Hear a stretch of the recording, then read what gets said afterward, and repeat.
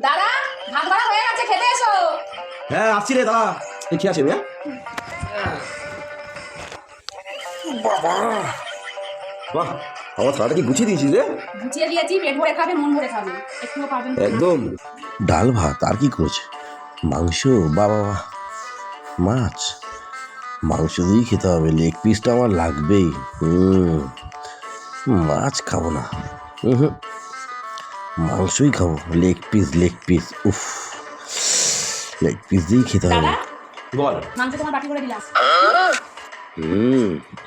মাংস উফ, তাড়াতাড়ি তাড়াতাড়ি, দারুণ দারুণ হবে। দেখি ছোট ছোট মাংস, লেগ পিস। আমাকে লেগ পিসটাই দেয়নি। তেরিকা,